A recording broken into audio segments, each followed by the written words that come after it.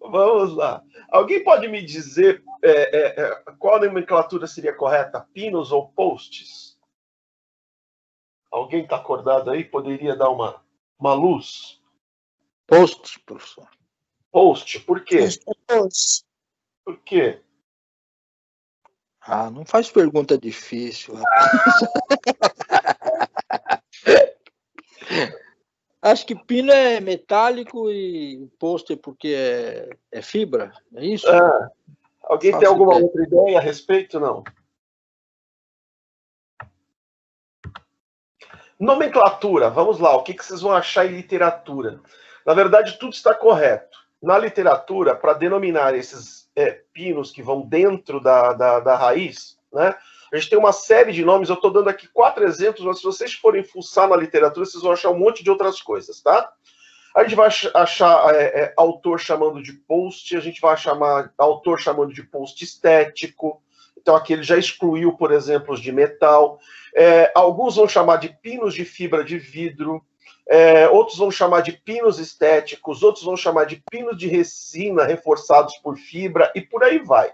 Então a grande verdade é que assim, a gente adotou o nome post, né? Post de fibra, post estético, mas poderia chamá-los de qualquer outro nome. O que a gente tem evitado falar os pinos, porque existe uma nomenclatura própria para pinos intradentinários. A gente já comentou esse assunto aqui numa outra aula sobre os pinos intradentinários, a gente fez um comentário assim en passant, e eu trouxe eles aqui para vocês verem já já, tá? Os pinos intradentinários são estes pinos que vocês estão vendo aqui, né? São pinos que são colocados dentro da dentina, como vocês veem aí. Eles podem ser usados tanto em dentes polpados quanto despolpados. São colocados por fricção, né? Então, era executado um pequeno picote com uma broca esférica. Esse pino era rosqueado até que ele se fraturasse. Alguns poderiam ser curvados ou não. Isso aqui é de uma época de uma odontologia um pouco mais romântica, vamos chamar assim, onde a gente não confiava tanto nos sistemas adesivos que a gente tem hoje. Eu tive uma conversa com um aluno recentemente e ele veio conversar comigo a respeito das chamadas lentes de contato. Puxa, professor, mas não solta fácil, não cai fácil, só aquele cimentinho que vocês colocam é suficiente para manter ela em posição. Então, a dentística, ela confia plenamente na adesão hoje, seja ela em dentina, seja ela em esmalte. A adesão hoje é algo mais do que comprovado, é algo mais do que certo para que você consiga uma boa restauração, seja ela direta ou indireta. Então, esses pinos aqui caíram em desuso hoje na odontologia. Mesmo porque esses pinos instalados dentro das restaurações, eles aumentam a retentividade, mas eles aumentam também os pontos de fulcro.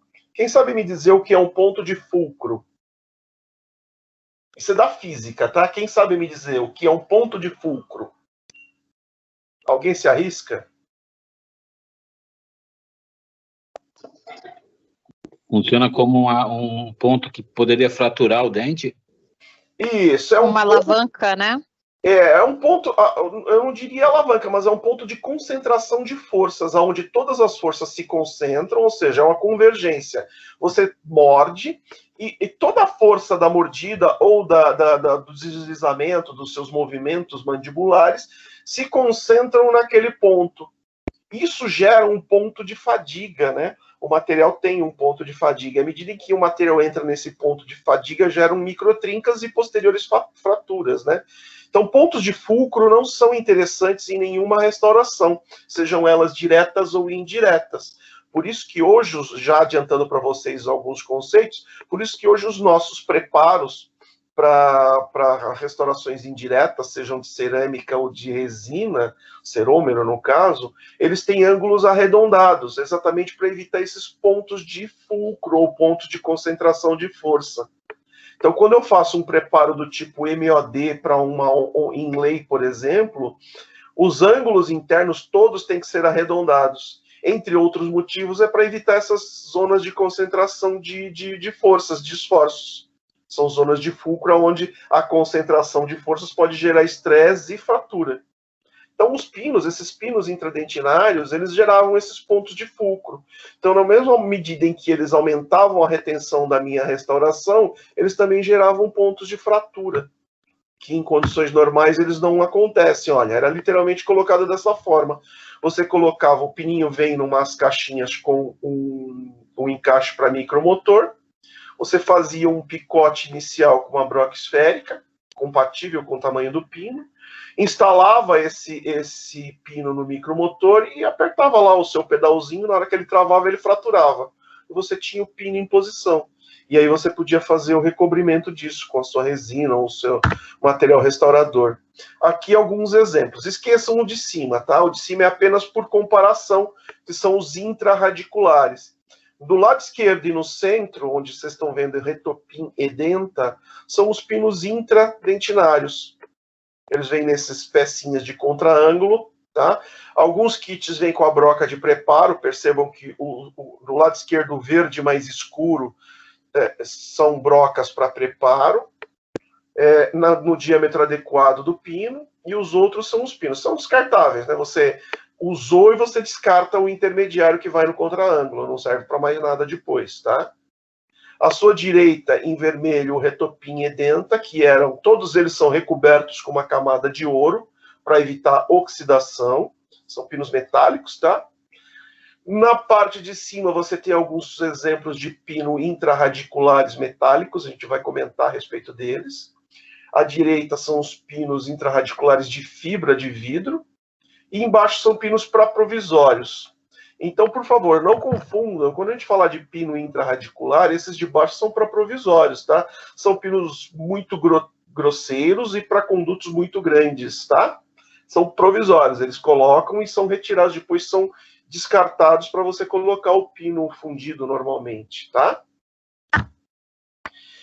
E mais recentemente a gente viu, acho que a gente comentou isso com vocês, os pinos da Angelus, né? O micropin, são pinos de fibra de vidro para dentina. A mesma coisa, o sistema é o mesmo, ele vem com uma broca de preparo, o pino é colocado por fricção, no caso desse de fibra ele é cimentado dentro da abertura que você faz, e ele serve para retenção extra em dentes onde você tem pouca retenção, tá? Mas como eu comentei, a adesão hoje ela tem dado para a gente bons resultados excelentes, a ponto da gente não precisar dessas retenções extras com os pinos de dentina, tá? Então, convencionou-se que... Pode falar. Não, e dá para dar uma discutida legal, mas é que aqui não é o lugar que acho que vai ficar muita confusão, né? Que vira mais uma interface, né? Sim, O que vocês entendem por interface? Vamos lá, então. Vamos tentar entender. O que vocês entendem por interface? Vocês não entendem por interface? Não sabem o que é? Vai lá, gente. Chuta aí. Vamos participar. Acorda, gente. Acorda, menino. É uma ligação entre dois sistemas? Ou duas paredes, não sei. Ligação entre dois sistemas ou duas paredes. Quem pode esclarecer isso um pouquinho melhor? O raciocínio está indo para o caminho certo. Sobre justaposta? Justaposta, vamos lá. Tá vendo? Quando a gente aperta, vocês falam. O que mais? Uma interação, é isso? Uma interação. Se a gente juntar tudo isso, a gente pega, por exemplo, a gente está lá com o nosso dente fraturado, uma classe 4. Imaginaram uma classe 4? Vamos voltar um pouquinho a imagem. Imagine essa classe 4 aqui, gigantesca aqui, né? Então, o paciente perdeu boa parte desse dente daqui, né? E ele não tem muito o que fazer, apesar de que esse dente aqui, eu acho que esse paciente tem dentes com problema de formação, né? Então, você faz o quê? Você imagina aqui é melhor. Você imagina um dente com uma perda estrutural bastante extensa, né? E você vai colocar uma resina. Então, aí você já vai ter uma interface, que é o quê? Entre dente, esmalte e a restauração, certo? Que outra interface a gente tem aqui?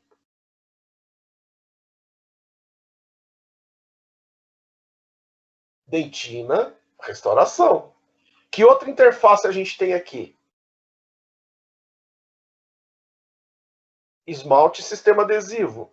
Que outra interface a gente tem aqui? Dentina, sistema adesivo. Então percebam, eu quando faço cada uma das camadas da minha restauração, então eu tenho o esmalte, eu tenho o sistema adesivo e eu tenho a resina. Eu tenho a dentina, o sistema adesivo e a resina.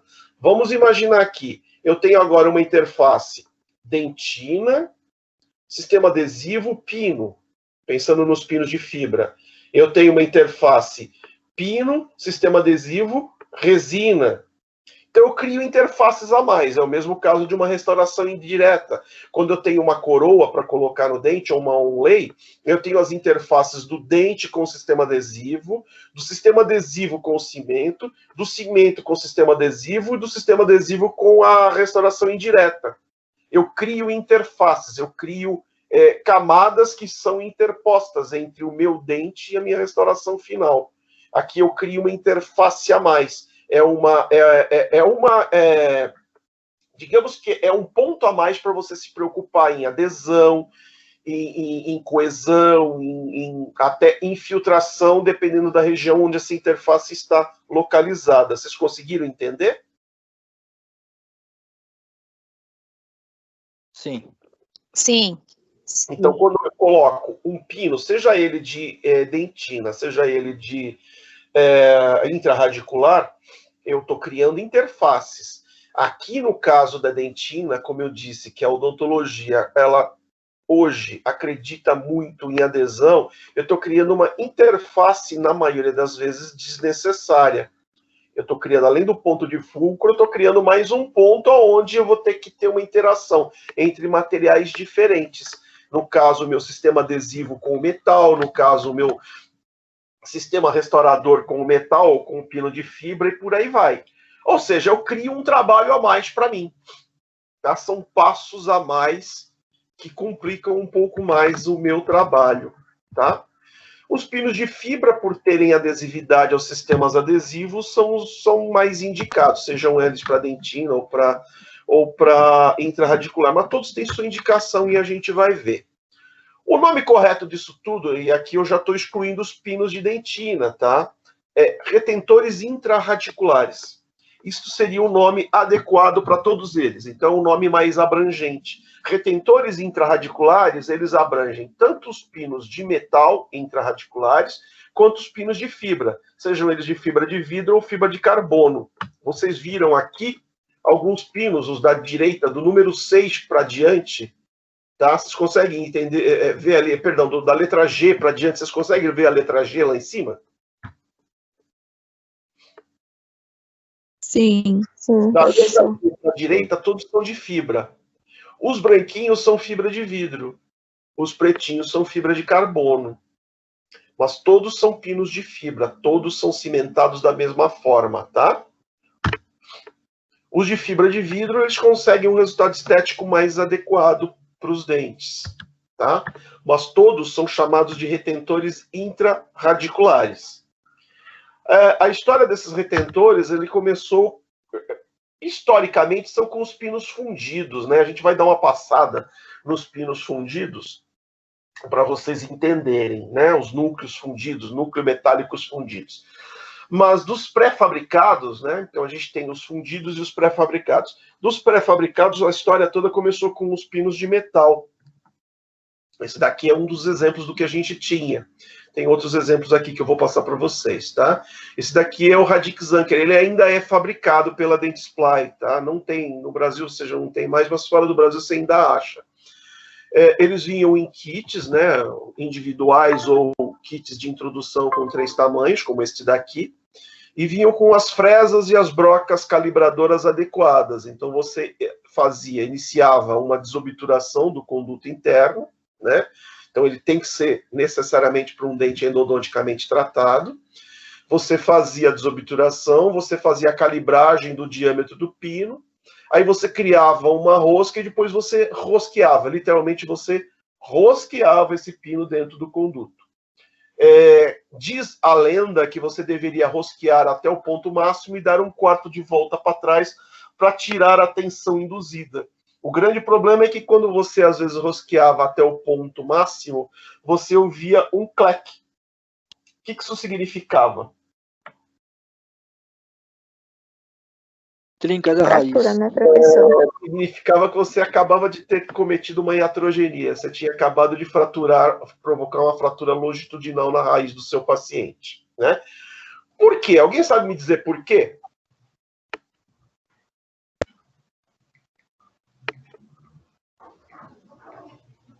A força, né, que o canal tá obturado.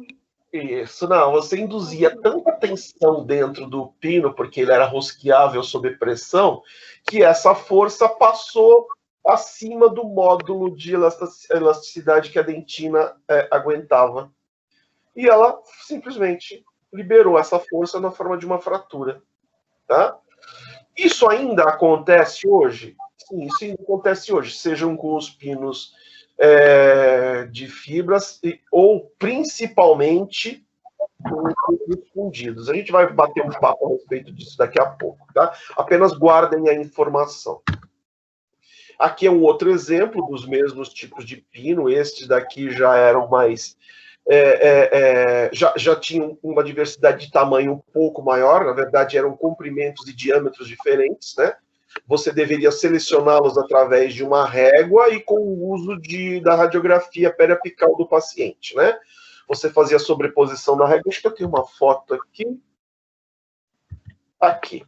Você fazia a sobreposição da régua, né? Vem uma régua milimetrada, e você escolhia o pino adequado para o diâmetro da raiz do paciente, tá?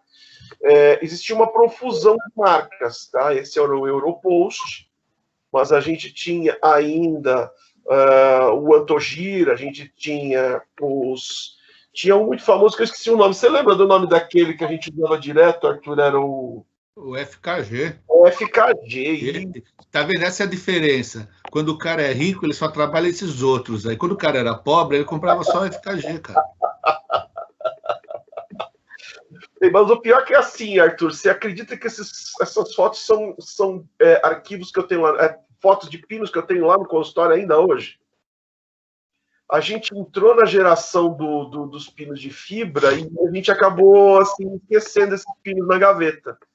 Aí comprava pino, hein, meu amigo? Eu tinha uma rodinha dessa parecida, viu, lá guardada também, lá junto com a coisinha do Concise, viu? Eu tenho uma gavetinha lá que tem pino, gente. Hoje, se a gente fosse vender isso a preço de hoje... Não, Sandra, não abusa também, Sandra, pelo amor de Deus.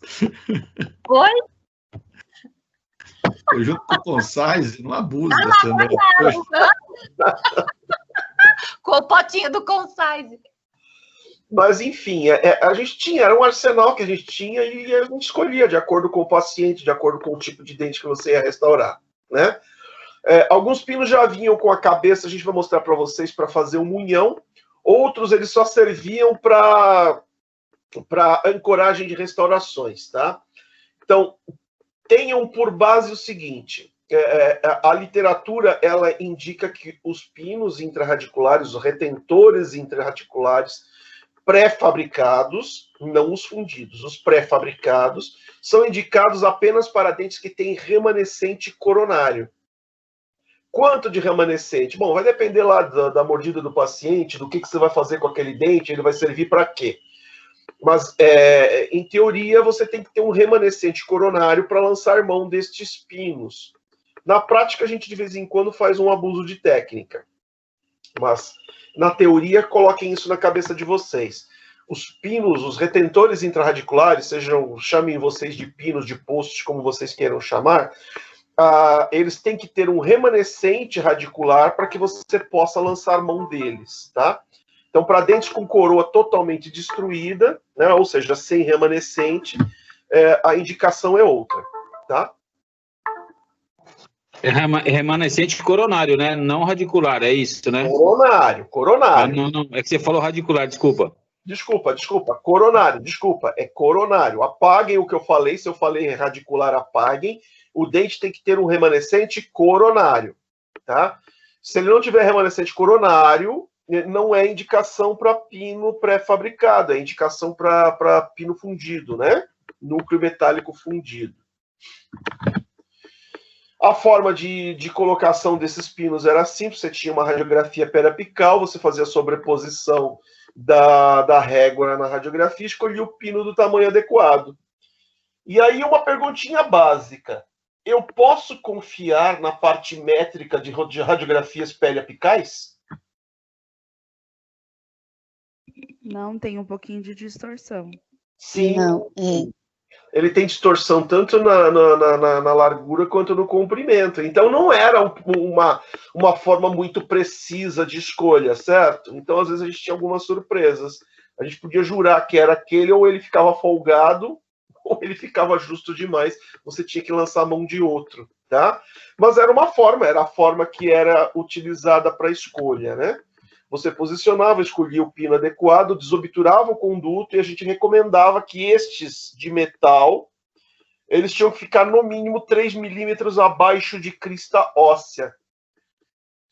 Nem sempre isso era possível, tá? Às vezes o paciente tinha, além do problema endodôntico, da fratura de coroa, ele tinha problemas periodontais e eu não conseguia colocar o bendito do pino 3 milímetros abaixo de crista óssea sem que eu sacrificasse uma boa parte do topo de raiz ou sem que eu fizesse um alongamento demais do desgaste, né? Então a gente tinha algumas dificuldades de uso nestes pinos de metal. Aí começaram a aparecer no mercado os pinos de fibra, que eram extremamente longos e permitiam, então, que você levasse esse pino para uma região mais adequada de preensão, né? E com desgastes um pouco maior da obturação intrarradicular. Alguém sabe me dizer quanto é o mínimo que precisa ficar de gutapercha lá no ápice da raiz para que eu não tenha problemas endodônticos por conta do desgaste para colocar os pinos? 4 milímetros? Isso, 4 milímetros, né? 3 a 4 milímetros é o tamanho mínimo que tem que sobrar de... A Sandra me corrija se eu estiver errado, né? Tem que sobrar de gutapercha. Eu não sei se a Sandra quer fazer algum complemento, o motivo disso, não sei se ela quer aproveitar para fazer algum comentário. Não, né, gente? Por que a gente precisa? Onde que a gente precisa daquele super travamento quando a gente fala em obturação? Na terço apical? Que é ali que é a área, vamos dizer assim, não que seja única, mas uma crítica. Então, porque em cima se a gente tiver espaço, a gente coloca cones acessórios, faz a técnica de Max Faden, mas é ali que vai ficar todo o problema. Então, assim, tem que ter esse remanescente, porque ali a gente tem a parte do ligamento, então... Lembra, não pode funcionar como um tubo de ensaio. Então, isso tem que estar super bem obturado, porque o resto vai ser preenchido pelo propost, né, ou pelo núcleo fundido, deve, pelo menos, né? E, inclusive, para depois, aí o professor vai explicar por causa da força, mas em relação a não contaminação e o cuidado, é realmente... mínimo do mínimo são 3 milímetros, né? Daí a 4 seria o ideal, mas às vezes a gente sabe que não se consegue, mas 3 milímetros está de bom tamanho. Beleza, gente? Então, na hora de fazer a desobturação do conduto, é importante que vocês tenham e lancem mão do quê para fazer essa medida?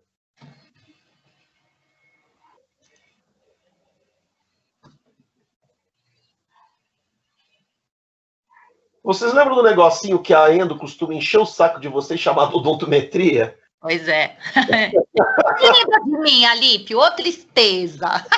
Então é assim, gente, quando faz toda a instrumentação do conduto, é importante anotar isso no prontuário do paciente, porque nem sempre serão vocês que irão fazer o desgaste para colocar o bendito do post. Pode ser que esse paciente eventualmente esteja passando numa clínica multidisciplinar e que o protesista não seja o endodontista. E ele precisa dessa informação. Puxa vida, mas quanto será que foi a instrumentação desse conduto, né? Então, o protesista, sabendo exatamente qual é o comprimento de trabalho que vocês tiveram ali, ele tem uma noção muito próxima do quanto que ele pode penetrar com as brocas de desobturação, os instrumentos que ele usar para desobturação do conduto, para que não incorra em erros, para que ele não desobture demais e tenha que reinstrumentar o dente e refazer a endo. E ninguém quer ficar aqui perdendo tempo e dinheiro para fazer retratamento endodôntico de dente saudável, né? Isso aí. E de cara aqui nessa radiografia a gente já vê um pequeno problema neste central aqui, que hoje seria inadmissível, né, Sandra? Uhum. A endo não levou, não foi a contento, ela não foi até onde deveria ir, né? Exatamente. Então a gente às vezes tem algumas surpresas quando a gente faz a radiografia de diagnóstico do paciente. Então, de cara, dá para fazer o uso, lançar a mão de retentores intrarradiculares sem ao menos fazer uma radiografia de diagnóstico? Não dá, né, gente? E Não. vou ver que vocês têm que fazer mais de uma radiografia para a colocação do pino, né? A primeira de diagnóstico, a segunda de prova do pino, mais ou menos como se vocês estivessem fazendo uma obturação de conduto, tá? E, eventualmente, até uma final para saber se saiu tudo certinho do jeito que vocês planejaram, tá? Então, aqui mostrando mais ou menos que a gente tem que descer 3 milímetros abaixo, né, da crista óssea, para que esses pinos, esses mais antigos, tivessem efetividade. E eles eram cimentados, eram colocados e cimentados dessa forma.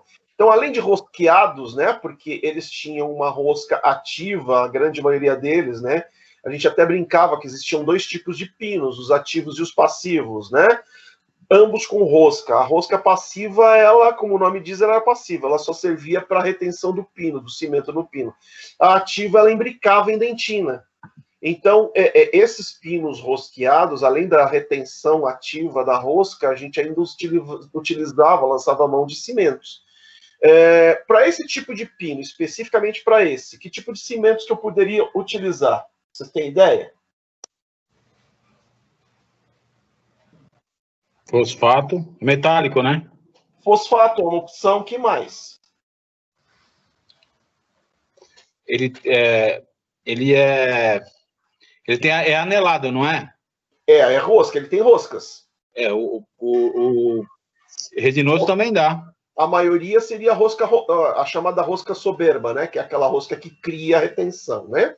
Resinoso então, dá também, não dá? Também. O que mais que eu posso lançar a mão para esse tipo de pino especificamente? Ionômero? Ionômero de vidro. Então, a princípio, esse pino aqui não tem problemas com cimento. Qualquer cimento que eu queira, eu posso lançar mão, tá? A gente vai falar sobre cimentos também. Tem uma perguntinha para vocês lá no Teams mais tarde. Então, a gente vai deixar para discutir isso lá na frente. Tinha uma chave, eles vinham com uma chave, literalmente uma chave de fenda, onde o pino se encaixava e você fazia a rosca na dentina. Esse daqui é o sistema Radixan, que era aquele primeiro que eu mostrei. Então a sequência era exatamente essa: você desobturava o conduto, a Sandra vai adorar isso aqui, sem isolamento nem nada. Você colocava o calibrador de diâmetro e depois você fazia um suporte no topo de raiz para o ombro do pino. Aí você vinha de novo com o calibrador, inseria, a Sandra vai adorar isso de novo, a gente inseria o cimento com lentulo. Morri! Colocava o pino em posição, roteava esse pino. Sandra, estas fotos aqui, elas têm aproximadamente uns 25, 30 anos, tá? Relaxa, porque com certeza, de boa. Com certeza. E aí a gente fazia o quê? A gente fazia um munhão, construía um munhão em cima deste pino. Então, aqui já caiu por terra aquela história de remanescente, certo? Então, este pino, ele foi desenvolvido para dentes sem remanescentes, tá? A ideia dele era substituir o núcleo fundido. E funcionava, gente. Eu tenho paciente com esse pino instalado na boca, com coroa em cima deles até hoje, tá? Funcionava. E aí você construía um munhão, moldava e fazia a reabilitação do paciente, tá? Aqui é um outro caso, e aqui a Sandra já vai adorar, porque, olha, estamos trabalhando com isolamento absoluto. Isso aí. Tem a data ali, ó, 97. Em 97, eu e o Arthur éramos professores lá na Unicastel, e esse caso foi feito lá. A gente tinha acesso ao banco de dentes, esse paciente, um jovem adolescente, apareceu para a gente lá com esse dente fraturado, foi encaminhado para a endodontia, foi feita ainda e voltou para a dentística para a gente fazer a restauração desse dente. E ao invés da gente simplesmente restaurar o dente, adivinha o que a gente optou por fazer? A gente optou por fazer uma colagem de fragmento do banco de dentes. Não é o dente desse paciente. A gente pegou dentes no banco de dentes, escolheu o que mais se adequava a tamanho e formato para esse paciente.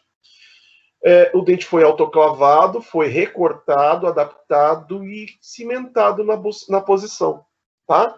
Isso é sinal de imparato ou não? É sinal de imparato, exatamente. Isso ainda vem da época do imparato que ele deu as ideias. Foi feito na clínica, eu que orientei o aluno, foi feito por um aluno de graduação. Os pinos, na época fui eu que arrumei, foi até um pino do consultório que eu trouxe, um kit do consultório, porque era muito caro, os alunos não tinham dinheiro para comprar. Tinham, mas não queriam, essa é a grande verdade, né? Os alunos da época, eles tinham um pouquinho mais de posse, tinham até dinheiro, mas não estavam a fim de gastar dinheiro. Então a gente acabou trazendo lá do... Nessa época também tem posse, cara, não vai nessa, não. E aí a gente fez o quê? Fez o preparo, a cimentação do post, a gente usou aqui um Radix Anker, né? Ó. Utilizamos um cimento resinoso, ó lá, de novo com lentulo, a Sandra vai detestar isso, mas o lentulo, você pode colocar lá na bendita do seu baixa rotação, sentido horário ou anti-horário. Dependendo do sentido que você colocar, o lentulo ou ele vai mandar o cimento para dentro ou ele vai remover o que tem dentro do conduto, tá? O grande problema do lentulo é que se você tiver a mão um pouquinho pesada, ele penetra na gutapercha e ele extrapola lá o ápice. E fratura lá dentro. E aí, Sandra, a gente faz o quê? Sente e chora, né? Porque... Eu mando para Sandra, na boa. Então, aí é que tá o problema, né? De fraturar, depois é um perrengue para tirar. Porque muitas vezes a gente... Acho que eu nunca usei, gente. Não, eu usava direto. O lentulo, ele é um aliado legal, desde que é o teu negócio, desde que tenha esse bom senso e saiba se usar. Então, o risco está em você não ter o domínio da técnica e forçar, como qualquer outro instrumento que a gente tenha hoje em dia, né? Parafusa. E para tirar tudo que é parafusado, principalmente em terço apical, é complicado. Mas aconteceu um caso lá em Mogi, lá com um lentulo, que inclusive foi uma professora que botou uma força e foram 5 milímetros lá para fora, né? E aí, até foi num outro dia, na verdade eu não estava, mas o professor lá ficou lá não sei quantas horas, mas conseguiu remover. Porque 5 milímetros de um negócio com cimento, com tudo, já viu que de repente poderia acontecer nada, mas poderia, né? Então, bom senso no uso tá valendo. Então, assim, para vocês não irão usar na faculdade, tá? Mas a forma assim, que eu descobri mais correta de utilizar é levar o lentulo dentro do conduto sem ele estar ativo, sem estar girando, tá? Coloca, vai até o comprimento de trabalho, puxa um pouco e na hora que você começar a apertar o pedal, você puxa ele para fora ao invés de empurrar para dentro. É uma forma de você não fazer grandes burradas na vida, né? Eu, graças a Deus, nunca tive problemas com lentulo, eu nunca fraturei nenhum, né? Mas isso não quer dizer que isso não possa acontecer com qualquer um, tá? Apenas tive sorte. Após o cimento colocado, você faz o rosqueamento do pino intrarradicular. O fragmento já selecionado, a gente vai utilizar aqui uma resina para cimentação, no caso com uma resina Core, tá? Isso levado em posição, cimentação feita, polimento, acabamento e o dentinho restaurado aí para o nosso coleguinha. Este caso foi feito em 97, eu acompanhei esse paciente por mais 3 anos até o momento em que eu pedi demissão da universidade. Depois disso eu não soube o que aconteceu com esse paciente, né? Então aqui, ó, é uma aplicação desse tipo de material que você tem para lançar a mão desses pinos, né? Sabe o que você me lembrou, cara? O quê? Esse pino é para a gente discutir, mas eu acho que não é o ambiente de novo, né? Que é aquela sua retenção oscila de resistência, porque ele foi colocado, né? Porque ele está lá para dentro. Sim. Eu e o Dr. Gaspar ouvi essa, Sandra. Eu não tenho isso documentado, a gente acho que nem documentou. Nós chegamos a usar pinos que a gente pegava a raiz usinávamos eu ouvi e falar usávamos dessa raízes extraídas como post, como pino de reforço dentro de um conduto. Nós fizemos isso lá na Rua Silvia, lá na Pancácia. Sim, Mas, olha. Não, tinha umas ideias malucas, de fazer cada coisa que você não faz ideia. Hoje, se você fizer um negócio desse, você pode ser processado, né? Hoje em dia... Hoje a gente brincava muito com essas coisas. Sabe o que isso é para a gente viajar? Não vale a pena. As chamadas colagens autógenas, exógenas e por aí vai, né? Aqui é colagem do próprio paciente, tá? O paciente aparece para a gente com uma fratura. E aquela história, né? O Arthur levantou a lebre, então vai uma perguntinha para vocês. Para que servem os pinos intrarradiculares? Se vocês lembrarem o nome que eu dei, vocês vão lembrar para que eles servem. Eu nomeei eles lá atrás, eu dei um nome genérico para os intrarradiculares. Então, para que servem os pinos intrarradiculares? Retenção. Isso, eles são retentores intrarradiculares. Eles servem para reter o quê? O material restaurador? Material. Exatamente. O material restaurador, seja ele direto ou indireto, lembrando que uma coroa é uma restauração indireta, tá?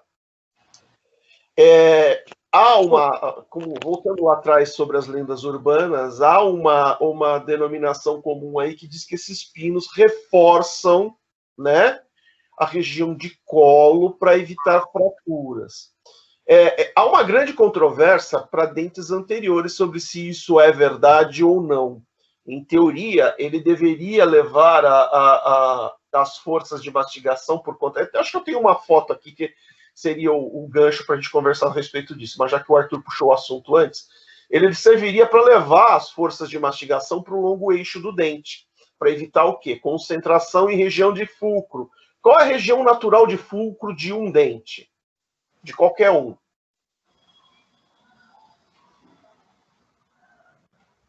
Vamos lá. Região de raiz, não é? Então, a região de fulcro de qualquer dente é a região mais estreita desse dente. Qual é a região mais estreita de qualquer dente? O ápice radicular? Não. Na verdade, o ápice vai afinando lá e depois ele some. Na verdade, a região mais estreita é a região de colo, que é a união da coroa com a raiz. Então, a concentração de forças em dentes anteriores se dá na região de colo. Se eu tiver um dente saudável, ótimo, ele dissipa razoavelmente a força. Se for um dente endodonticamente tratado, a gente já começa a ter alguns problemas, né? E em dente posterior, existe essa região de fulcro? Aí vocês vão ter que entender um pouquinho de física da oclusão. Na verdade, vai virar o tuco principal, não é? Então, vamos lá. Qual é a resultante de forças em dentes posteriores? Ela se dá em direção aonde? A distal. Vocês acharam que vocês não tinham mais que estudar física quando vocês entrassem na odontologia, né? Estão enganados, crianças. A gente tem que saber cúspide de trabalho, não é? Hã? Cúspide de trabalho. Tá bom, imagina a cúspide de trabalho, imagina uma mordida, imagina a resultante de força. Vocês sabem o que é resultante de força? Opa, peguei pesado agora. Vamos lá. Eu tô lá, imagina eu tô lá fazendo uma força, empurrando uma parede. Eu empurro a parede me empurra, lembra disso? Se eu der um soco na sua cara, você dá uma carada no meu soco, não é assim que funciona? Então você tem ação e reação. Na hora que eu faço uma ação mordida em cima de um dente, para onde vai a reação? Se for um dente posterior, essa reação é em direção aonde?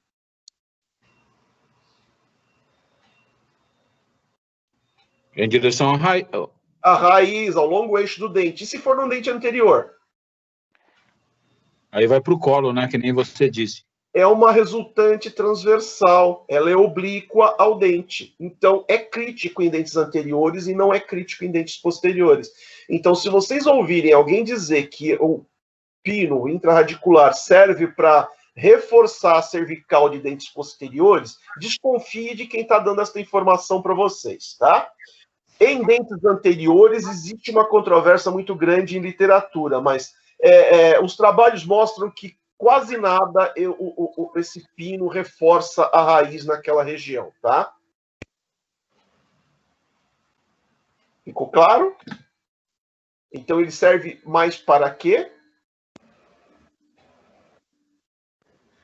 Retenção. Retenção, tá? E aí entra aquele conceitozinho de interface que eu falei lá atrás. Exato. Se não for necessário, não crie uma interface a mais, porque você vai criar uma região de concentração de forças desnecessária, tá? E aqui fazendo a colagem de fragmento e o resultado final da colagem deste paciente. Dá para perceber que é um paciente jovenzinho, né? Está em fase de troca. Uma judiação, esse paciente voltar para casa com uma restauração gigantesca dessas aqui. Professor, pode falar.